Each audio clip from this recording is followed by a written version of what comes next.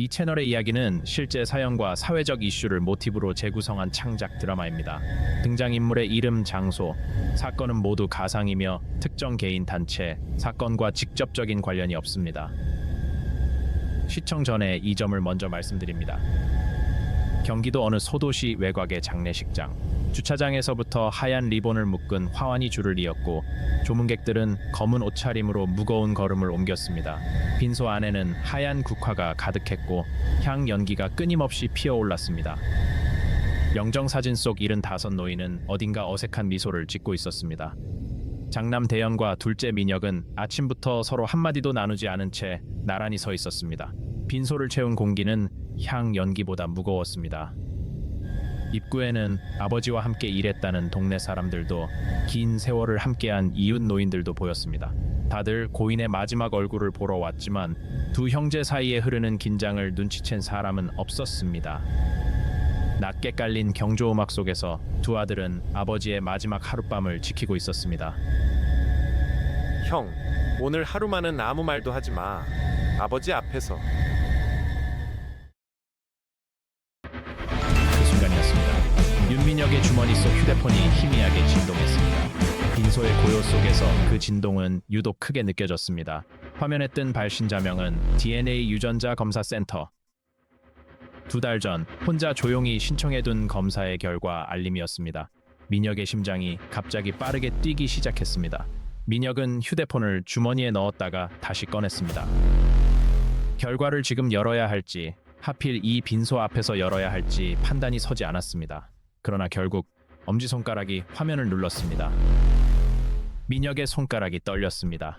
어릴 적부터 가슴 한구석에 쌓아온 의혹이 지금 이 순간 알림 화면 하나로 모여들고 있었습니다.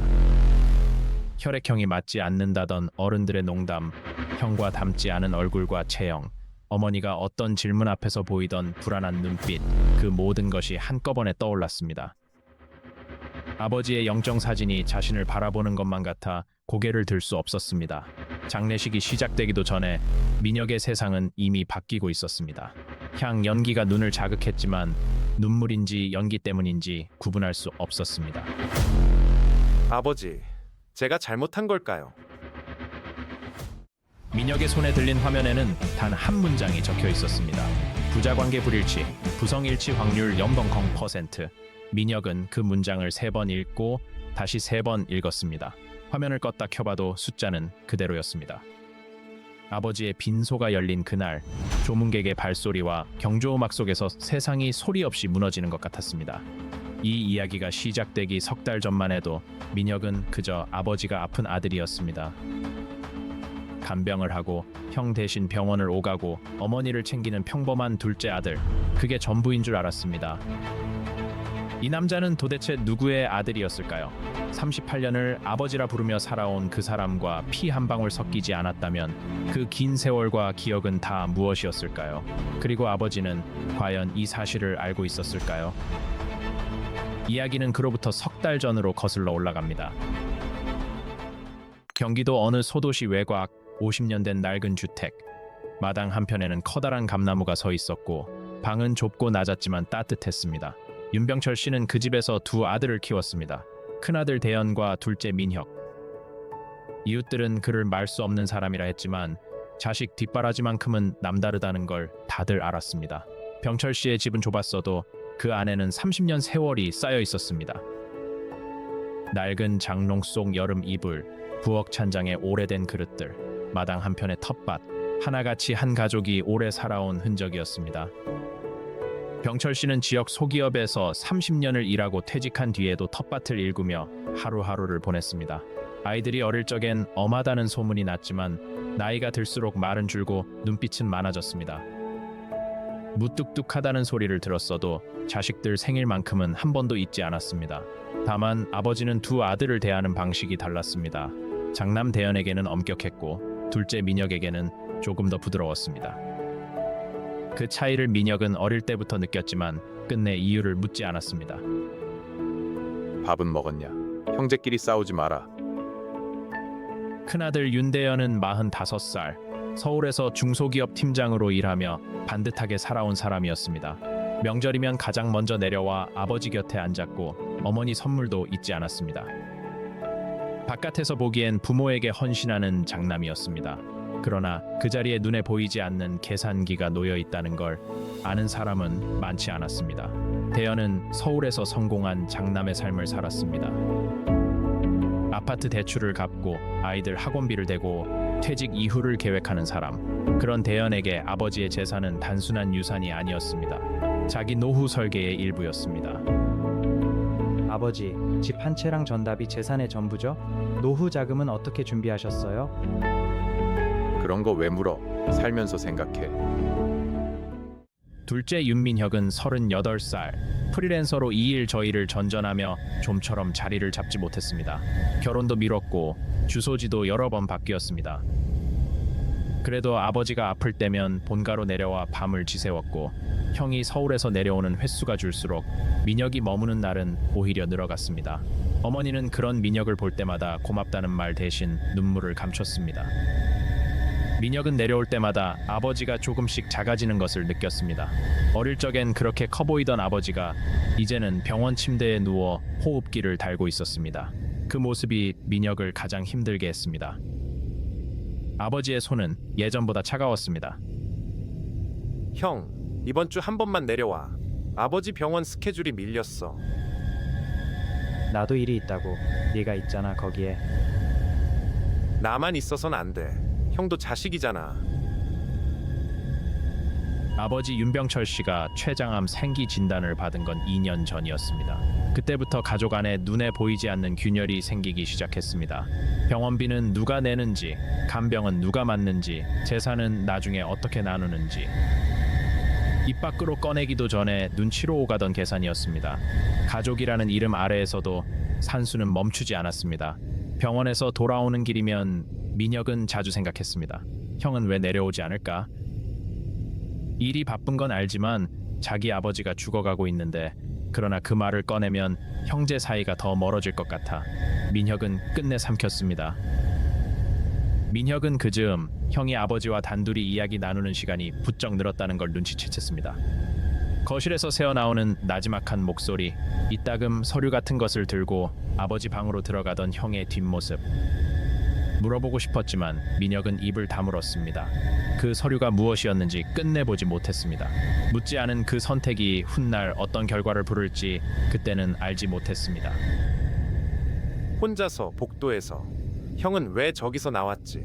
아버지한테 뭔가 부탁한 거 아닐까? 민혁이 DNA 검사를 의뢰한 건 처음부터 상속 때문이 아니었습니다. 어릴 적부터 형과 자신이 너무 다르다고 느껴왔습니다.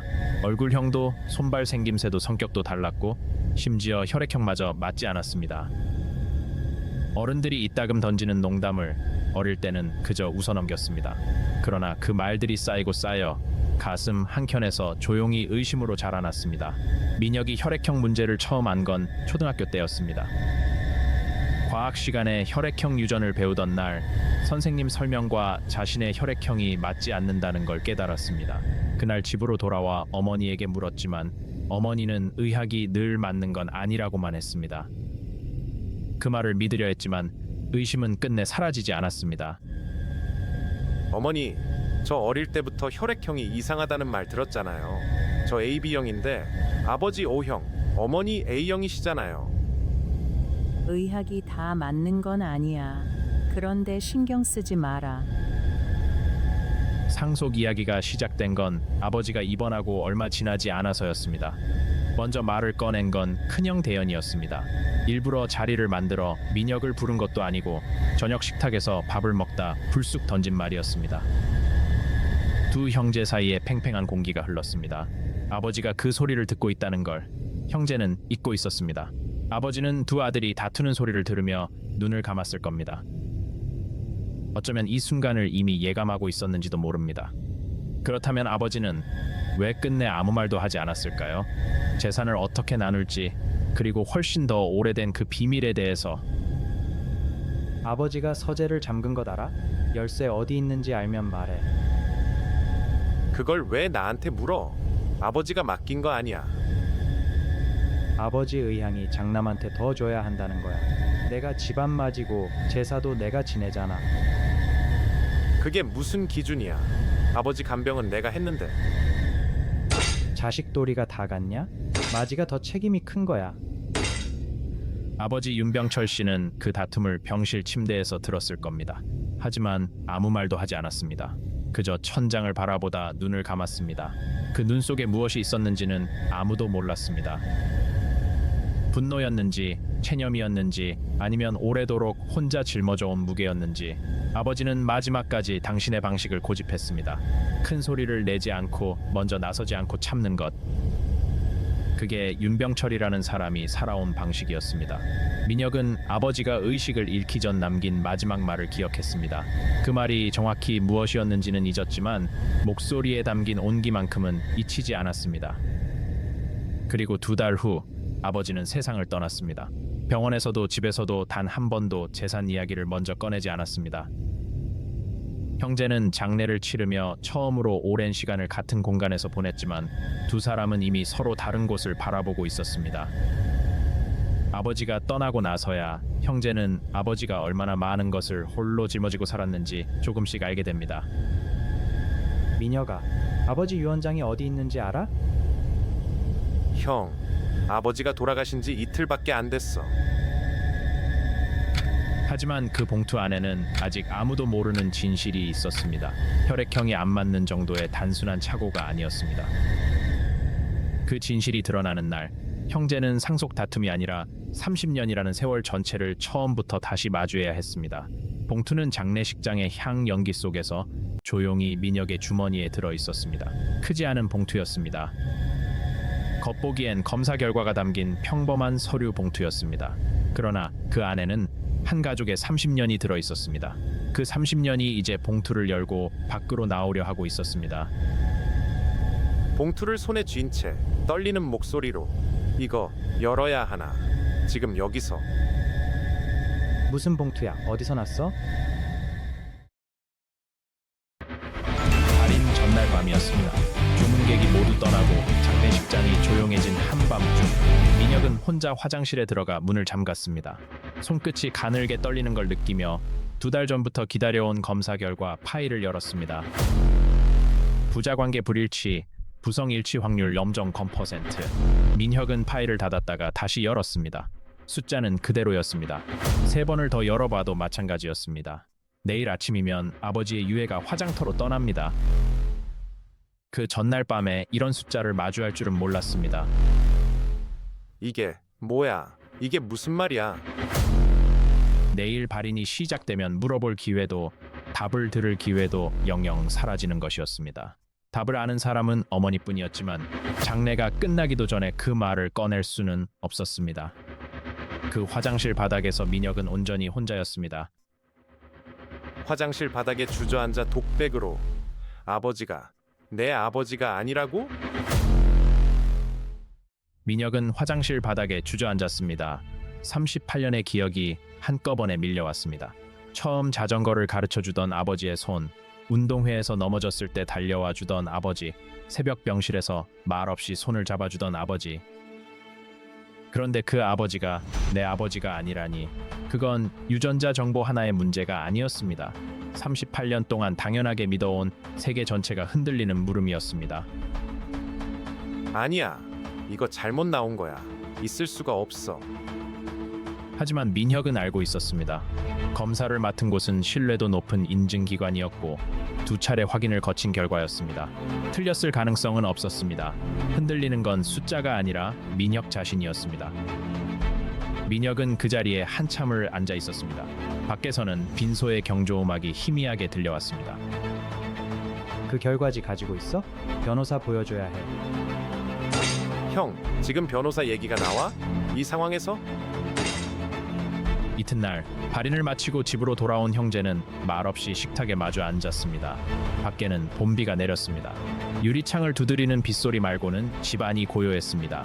민혁이 천천히 결과지를 꺼내 형 앞에 내려놓았습니다. 종이가 식탁에 닿는 소리가 유달리 크게 들렸습니다. 두 형제가 이 식탁에 마주 앉은 건 처음이 아니었습니다. 어릴 때부터 수백 번 함께 밥을 먹던 식탁이었습니다. 그런데 지금 이 순간만큼은 그 식탁이 낯설었습니다. 찻잔의 차는 어느새 식어갔습니다. 두 형제는 서로의 눈을 피했습니다. 먼저 아버지 이야기를 꺼낸 건 형이었습니다. 하지만 아버지를 그리워하는 이야기는 아니었습니다. 뭐야 이게? DNA 검사 결과야. 나 아버지 친자 아니래. 그게 무슨 소리야 지금? 읽어봐. 숫자가 전부야. 잠시 침묵이 흘렀습니다. 빗소리만 남았습니다. 이윽고 형 대연의 입에서 나온 말은 민혁이 전혀 예상하지 못한 것이었습니다. 형의 눈에는 슬픔도 충격도 형제를 향한 어떤 감정도 없었습니다. 오직 계산만이 빠르게 돌아가고 있었습니다. 그 눈빛을 본 순간 민혁은 무언가 어긋났다는 걸 알아차렸습니다. 충격도 슬픔도 아닌 계산하는 눈빛이었습니다. 민혁은 그 눈빛이 너무 낯설어 잠시 말을 잃었습니다. 배신감이라는 감정이 어떤 것인지 그 순간 처음으로 온몸으로 느꼈습니다. 형과 38년을 함께 살아왔지만 그 눈빛만큼은 처음이었습니다. 그럼 상속 지분 얘기를 다시 해야 되겠네. 형의 말이 공기를 갈랐습니다. 민혁은 자리에서 일어섰습니다. 가슴 안에서 무언가 부서지는 소리가 들렸습니다. 상속보다 먼저 형이라는 사람에게 품어온 기대가 무너지는 소리였습니다. 민혁은 형을 38년 동안 알고 지냈습니다. 완벽하진 않아도 가족이라 믿었습니다. 그런데 그 한마디가 가족이라는 이름으로 묶여있던 무언가를 끊어버렸습니다. 민혁은 무슨 말을 해야 할지 몰랐습니다. 분노인지 슬픔인지 아니면 형에게도 그렇게 말할 수밖에 없는 사정이 있는 것인지 그것조차 알 수 없었습니다. 형, 지금 뭐라고 했어? 아버지 돌아가신 지 하루도 안 됐는데. 감정적으로 굴지 마. 법적으로 보면 친생자가 아니면 상속권이 달라질 수 있어. 닥쳐. 법이 어떻든 나는 이 집에서 아버지랑 38년을 살았어. 형이 서울에서 편하게 지내는 동안 내가 간병 다 했잖아. 두 사람의 목소리가 집 안을 가득 채웠습니다. 그때 어머니 나영자 씨가 방문을 열고 나왔습니다. 어머니는 두 아들의 얼굴을 번갈아 바라보고는 아무 말 없이 다시 방으로 들어갔습니다. 그 등이 유달리 무거워 보였습니다. 방으로 들어가면서 어머니는 잠시 걸음을 멈췄습니다. 어쩌면 무언가를 말하려 했는지도 모릅니다. 하지만 어머니는 결국 문을 닫았습니다. 그 닫힌 문 안에서 어머니는 무슨 생각을 하고 있었을까요? 돌아서던 뒷모습이 민혁의 눈에 오래 남았습니다. 어머니가 무언가를 알고 있다는 느낌이 그때 처음으로 들었습니다. 민혁은 어머니를 따라 방으로 들어갔습니다. 방 안에는 아버지의 영정 사진이 작은 선반에 놓여 있었습니다. 민혁은 그 사진에 등을 돌리고 섰습니다. 아버지의 눈이 자신을 지켜보는 것만 같았기 때문입니다. 어머니는 창가에 서서 밖을 내다봤습니다. 봄비가 유리창을 두드렸습니다. 민혁이 먼저 입을 열었습니다. 어머니의 어깨가 살짝 굳었지만 끝내 돌아서지는 않았습니다. 두 사람 사이의 침묵이 빗소리보다 더 크게 느껴졌습니다. 방문을 닫으며 어머니는 잠시 멈칫했습니다. 무언가를 꺼내려다 다시 삼킨 듯 했습니다. 민혁은 그 순간을 기억했습니다. 장례가 끝나고 나서야 그 멈칫함의 의미를 알게 됩니다. 어머니, 알고 계셨죠? 나영자 씨는 창밖을 바라봤습니다. 봄비가 유리창을 두드렸습니다. 어머니의 어깨가 아주 조금 떨렸습니다. 한참이 지났습니다. 몇 분이었는지 몇십 분이었는지 알 수 없었습니다. 그 침묵이 어떤 말보다도 무거웠습니다. 어머니의 두 손은 무릎 위에 얹혀 있었습니다. 손가락이 천천히 서로를 맞잡았다 풀리기를 되풀이했습니다. 38년 동안 홀로 품어온 것이 이제 밖으로 나올 차례였습니다. 미안하다, 민혁아. 언제부터요? 네가 태어나기 전부터. 조용히. 엄마, 하나만 물어볼게요. 아버지가 알고 있었어요? 어머니의 입에서 처음으로 그 말이 나왔습니다. 45년을 홀로 짊어져온 비밀이었습니다. 어머니는 한참 창밖을 바라봤습니다. 빗소리가 들렸습니다. 그리고 천천히 38년 전으로 돌아갔습니다. 그 시절엔 내 아버지랑 나 사이가 참 멀었다. 말 못할 사정이 있었어. 그러다 네가 생겼다. 미안하다, 민혁아. 이 말을 45년을 못했다. 하지만 어머니가 숨기고 있던 건 그것만이 아니었습니다. 더 깊은 곳에 더 무거운 진실이 서랍 속에 잠겨 있었습니다. 그 마지막 문을 열기까지는 조금 더 시간이 필요했습니다. 나영자 씨는 아주 오래전 결혼 생활이 가장 힘들던 시절의 이야기를 꺼냈습니다. 남편 병철 씨와의 사이가 가장 흔들리던 때 잠깐 만난 사람이 있었다고 했습니다. 짧고 후회스러운 만남이었다고 했습니다. 어머니의 목소리는 낮게 오래 떨렸습니다. 어머니 한 사람만을 탓하기엔 그 시절의 사정이 너무 복잡했습니다. 나영자 씨는 한동안 말을 멈췄다가 다시 이었습니다. 그 무렵 남편과의 사이가 어땠는지, 두 사람 사이에 무슨 일이 있었는지를 입에 올리는 건 쉽지 않았습니다. 하지만 이미 비밀의 한쪽이 열린 이상 나머지도 말해야 했습니다. 어머니의 입이 천천히 움직였습니다. 오래되지 않았어. 짧은 시간이었어. 그리고 네가 생겼다. 그 사람은요? 연락이 끊겼어. 찾지도 않았고 내가 결정했어. 미녀가 너는 내 아이고 아버지 아이로 키우겠다고. 아버지는요? 알고 계셨어요? 어머니가 말을 멈췄습니다. 그 침묵이 모든 것을 말해주었습니다. 하지만 민혁은 아직 몰랐습니다. 그 침묵의 진짜 의미를 아버지가 알고 있었는지, 알았다면 얼마나, 언제부터 알고 있었는지. 그가 마주해야 할 진짜 반전은 아직 오지 않았습니다. 침묵은 길었고 빗소리만 들렸습니다. 어머니는 고개를 숙인 채 두 손을 모았습니다. 민혁은 그 침묵 속에서 여태 답을 찾지 못했습니다. 하지만 곧 아직 아무도 열지 않은 서랍 속에서 진짜 답이 나올 참이었습니다. 민혁아, 미안하다. 엄마가 진짜로 미안하다. 엄마, 나한테 말해요. 다 말해요. 지금이에요. 다음 날 오전 강 변호사를 찾아간 사람은 큰형 대연이었습니다. 상속에서 민혁을 제외할 수 있는지, 법적 근거가 있는지 알아보려는 걸음이었습니다. 사무실 문을 열고 들어서는 대연의 발걸음은 빠르고 단호했습니다. 그러나 문이 다시 닫히고 대연은 혼자 복도를 걸어 나왔습니다. 생각보다 법은 자신의 편이 아니었습니다. 하지만 대연은 쉽게 포기하는 사람이 아니었습니다. 그는 곧 다른 방법을 찾기 시작했습니다. 친생 부인의 소는 부가자의 출생을 안 날부터 2년 이내에 제기해야 합니다. 아버님께서 생전에 소를 제기하신 사실이 없으면 법적 친자 지위를 흔들기가 쉽지 않습니다. 그러면 저 사람한테 상속권이 그냥 있다는 거예요? 현행법상 그렇습니다. DNA가 불일치해도 법적 친자 관계가 유효한 이상 상속인 지위는 유지됩니다. 말이 됩니까? 피도 안 섞인 사람이 상속을 받는다는 게. 법이 보호하는 것은 생물학적 혈연이 아니라 혼인 중 출생이라는 사실관계입니다. 그것이 이 사건의 핵심입니다. 사흘이 지났습니다. 형제는 서로 말을 피했습니다. 같은 집에 있으면서도 마주치면 고개를 돌렸습니다. 집안 공기가 납처럼 무거웠습니다. 그날 민혁은 혼자 아버지의 서재에 들어갔습니다. 아무도 없는 그곳에서 아버지의 흔적을 한 번만 더 느끼고 싶었습니다. 창밖으로는 아버지가 가꾸던 텃밭이 보였습니다. 민혁은 책상 맨 아래 서랍에서 낡은 노트 한 권을 꺼냈습니다. 가죽 표지는 갈라져 있었고 병철이라는 이름만 적혀 있었습니다. 펼쳐보니 일기였습니다. 날짜는 30년 전으로 거슬러 올라갔습니다.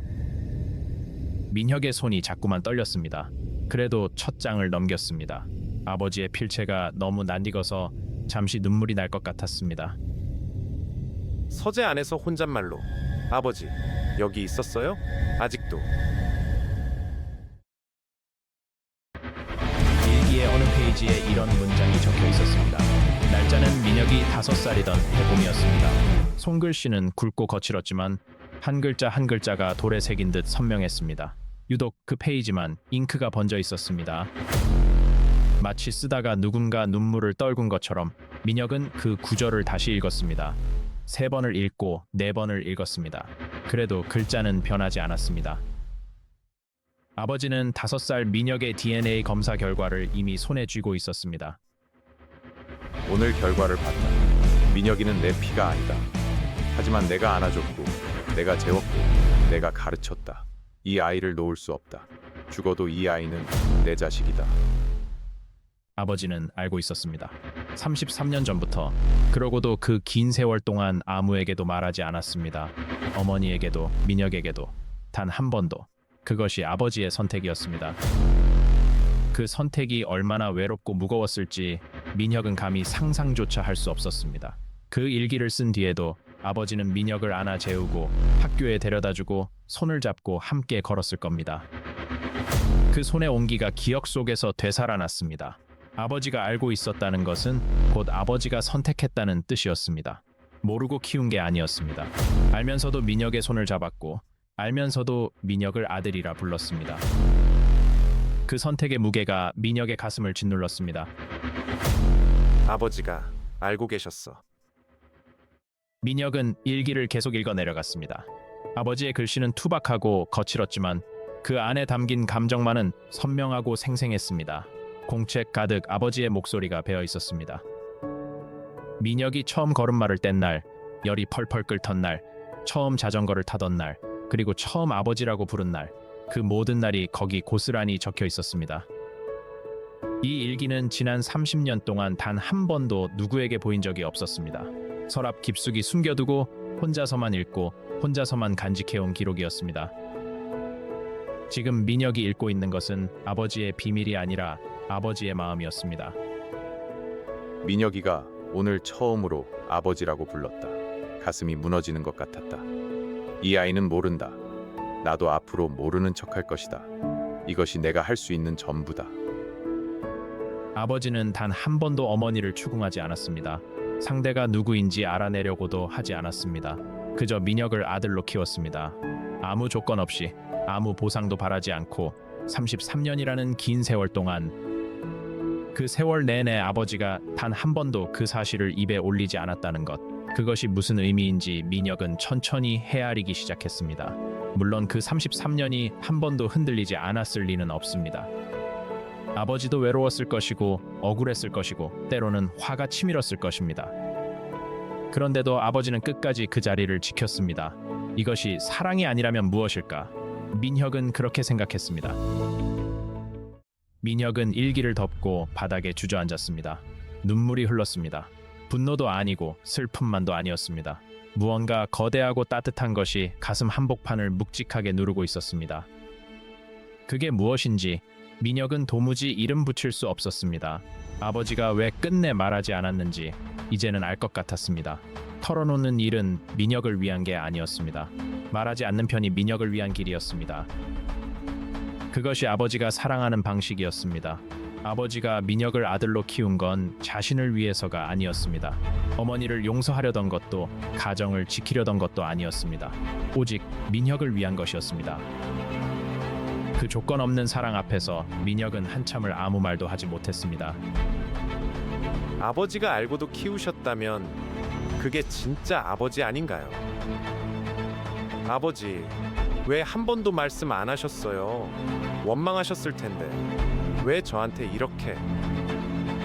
말하지 않는 것으로 지켜준 사랑, 그것이 아버지의 방식이었습니다. 그 사랑은 혈연과 아무 상관이 없었습니다. 민혁이 형 대현에게 일기를 내밀었습니다. 대현은 평소보다 훨씬 오래 읽었습니다. 상속 지분과 법적 친자 지위에 매달려온 그 눈빛이 천천히 흔들리기 시작했습니다. 아버지는 33년 전에 이미 그 모든 것을 넘어서 있었습니다. 아버지가 알고 계셨다고. 33년 전부터. 형이 한참 만에 입을 열었습니다. 그 한마디가 공기 속으로 천천히 번졌습니다. 두 형제는 서로 얼굴을 마주보지 못했습니다. 그 얇은 공책 한 권에 33년이 담겨 있었습니다. 바보 같은 사람. 그 말이 욕인지 자책인지 민혁은 가늠할 수 없었습니다. 다만 형의 눈가가 붉어진 것만은 분명히 보았습니다. 두 형제는 한동안 아무 말 없이 그렇게 있었습니다. 오랫동안 침묵 후 아버지가 참 바보 같다. 그러면서도 참 대단하고. 그날 저녁 늦게 어머니가 두 아들을 불렀습니다. 손에는 법무사 봉투가 들려 있었습니다. 두 아들이 나란히 거실로 들어섰습니다. 어머니의 얼굴은 평소와 달랐습니다. 무언가 결심한 듯한 표정이었습니다. 어머니가 그 봉투를 꺼낸 것은 뜻밖이었습니다. 두 아들의 시선이 동시에 봉투로 쏠렸습니다. 법무사 봉투. 그 위에는 아버지의 이름이 적혀 있었습니다. 아버지가 미리 맡겨둔 것이었습니다. 봉투를 식탁에 내려놓는 어머니의 손이 잠시 떨렸습니다. 이걸 자신에게 맡긴 게 언제였더라. 어머니는 떠올렸습니다. 아버지가 입원하기 직전이었습니다. 그때 이미 아버지는 알고 있었습니다. 이 봉투가 어떤 역할을 하게 될지를. 아버지 유언장이야. 아버지가 나한테 맡겨놓으셨어. 돌아가신 후에 애들이 다 함께 모일 때 열어달라고. 왜 지금 꺼내세요? 지금이 맞는 것 같아서. 세 사람이 식탁에 앉았습니다. 아무도 먼저 손을 뻗지 않았습니다. 시계 소리만 한참을 채웠습니다. 봉투 안에 무엇이 들었는지 세 사람 모두 알고 있었습니다. 그게 무슨 내용이든 한번 열리고 나면 세상이 당이 달라진다는 것도 알고 있었습니다. 평소엔 신경도 쓰지 않던 소리들이 그 침묵 속에서 유난히 선명하게 들렸습니다. 어머니는 봉투를 가만히 내려다보다가 식탁 가운데에 내려놓고 두 손을 모았습니다. 아버지가 이 봉투를 언제 준비했는지는 어머니만 알고 있었습니다. 입원 직전이었습니다. 봉투 안에는 아버지가 마지막으로 남긴 말이 들어 있었습니다. 이 모든 이야기의 마지막 조각이었습니다. 아버지는 알고 있었던 겁니다. 자신이 떠난 뒤 이 가족에게 무슨 일이 벌어질지를. 그래서 마지막으로 이 봉투를 남긴 것이었습니다. 태연이 봉투를 뜯었습니다. 안에는 유언장과 함께 편지 한 장이 더 들어 있었습니다. 편지 겉에는 민혁의 이름이 적혀 있었습니다. 태연은 그 편지를 잠시 들고 있다가 말없이 민혁에게 건넸습니다. 편지 봉투는 표면이 살짝 낡아 있었습니다. 오래전에 써두었다는 뜻이었습니다. 아버지가 이걸 언제 썼는지는 알 수 없었습니다. 하지만 언제 쓴 것이든 그 안에 아버지의 마음이 담겨 있었습니다. 유언장에는 짧게 적혀 있었습니다. 내 재산 전부를 두 아들에게 동등하게 나눈다. 단 민혁에게는 내가 직접 편지를 남긴다. 이 편지가 내 마지막 말이다. 서명은 단단하고 또렷했습니다. 유언장의 내용은 단 3줄. 그런데 그 3줄에 이 사건의 모든 것이 담겨 있었습니다. 아버지의 뜻은 분명했습니다. 어떤 법적 이의도 어떤 형제의 요구도 이 서명 앞에서는 힘을 쓰지 못했습니다. 서명 아래에는 법무사의 확인 인장까지 찍혀 있었습니다. 공증을 받은 유언장이었습니다. 이의를 제기할 법적 근거가 없었습니다. 대연도 그걸 알고 있었을 겁니다. 민혁아, 너는 내 자식이다. 피가 뭔지는 모른다. 하지만 내가 너의 첫 걸음마를 잡아줬고 네가 아플 때 내가 밤새 울었다. 그것이 아버지라는 이름의 의미라고 나는 믿는다. 원망하지 마라. 너의 어머니도 나도 결국 너를 사랑했다. 세 사람이 같은 방에서 각자의 시간을 보냈습니다. 민혁은 편지를 무릎에 내려놓은 채 고개를 숙이고 있었고 대연은 창밖을 바라보고 있었고 어머니는 두 손을 모은 채 조용히 앉아 있었습니다. 아버지가 살아있을 때 이렇게 한 방에 모인 적이 있었던가? 민혁은 떠올려봤지만 쉽게 생각나지 않았습니다. 편지를 다 읽고 나서 조용히 아버지 감사합니다. 그이가 알고 있었다는 걸 나도 몰랐어. 정말로. 아버지는 떠났지만 아버지가 남긴 말은 이 방에 남아 있었습니다. 살아서는 한 번도 꺼내지 못한 말을 유언으로 남긴 사람. 그가 윤병철이라는 사람이었습니다. 윤병철 씨가 세 사람에게 남긴 건 재산만이 아니었습니다. 아버지라는 이름이 무엇인지 그는 죽고 나서야 비로소 말로 남겼습니다. 민혁에게 남긴 편지에는 33년의 이야기가 담겨 있었습니다. 긴 편지는 아니었습니다. 그래도 그 짧은 편지 안에 아버지가 평생 하지 못한 말들이 들어 있었습니다. 민혁은 그 편지를 가슴에 안고 눈을 감았습니다. 일주일 뒤 강 변호사를 찾아간 건 이번엔 민혁이었습니다. 상속 분쟁을 막으려는 게 아니었습니다. 아버지의 유언이 법적으로 유효한지 대연이 상속에 이의를 제기할 수 있는지가 궁금했습니다. 강 변호사는 이야기를 들으며 메모를 하더니 천천히 입을 열었습니다. 민혁은 그 설명을 들으면서 아버지의 선택이 얼마나 신중하고 치밀했는지를 그제야 알게 됐습니다. 강 변호사는 서류를 꺼내 짚어나갔습니다. 아버지의 유언은 법적 요건을 모두 갖추고 있었습니다. 공증도 되어 있었고 자필 서명도 분명했습니다. 이의를 제기하려면 법원에 소송을 걸어야 하는데 이길 가능성은 거의 없다는 게 강 변호사의 판단이었습니다. 유언장이 유효하고 공증이 되어 있다면 그대로 집행하면 됩니다. 동등 상속이 아버님의 분명한 의사였으므로 다툼의 여지가 없습니다. 형이 이의를 제기하면요. 현재 법적 친자 지위가 유효한 이상 상속권을 박탈할 수 없습니다. 아버님이 생전에 소를 제기하지 않으셨고 유언으로 동등 상속을 명시하셨다면 법원은 그 의사를 존중할 것입니다.